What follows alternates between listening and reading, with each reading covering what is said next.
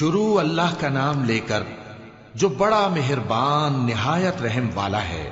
ہم نے نوح کو ان کی قوم کی طرف بھیجا کہ پیشتر اس کے کہ ان پر درد دینے والا عذاب واقع ہو اپنی قوم کو خبردار کر دو۔ انہوں نے کہا کہ بھائیو، میں تم کو کھلے طور پر خبردار کرتا ہوں کہ اللہ کی عبادت کرو اور اس سے ڈرو اور میرا کہا مانو، وہ تمہارے گناہ بخش دے گا اور موت کے وقت مقرر تک تم کو مہلت عطا کرے گا۔ جب اللہ کا مقرر کیا ہوا وقت آ جاتا ہے تو تاخیر نہیں کی جاتی، کاش تم جانتے ہوتے۔ جب لوگوں نے نہ مانا تو نوح نے اللہ سے عرض کی کہ پروردگار، میں اپنی قوم کو رات دن بلاتا رہا لیکن میرے بلانے سے وہ اور زیادہ گریز کرتے رہے۔ جب میں نے ان کو بلایا کہ توبہ کریں اور تو ان کو معاف فرمائے تو انہوں نے اپنے کانوں میں انگلیاں دے لی اور اپنے اوپر کپڑے اوڑھ لیے اور اڑ گئے اور خوب تکبر کرنے لگے۔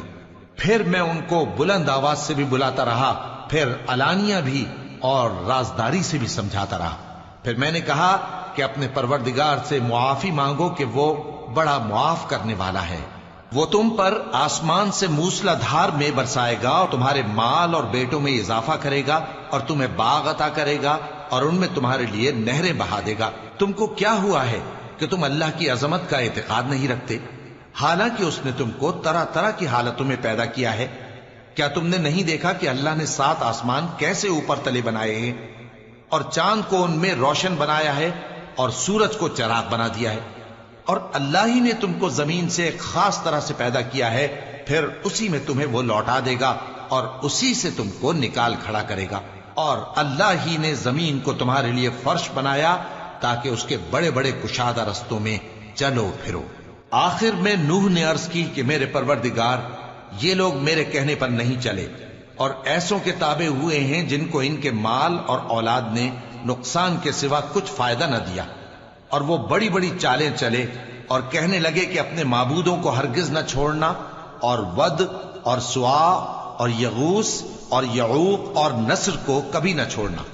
اور اے پروردگار، انہوں نے بہت لوگوں کو گمراہ کر دیا ہے اور تو ان ظالموں کو اور زیادہ گمراہ کر دے۔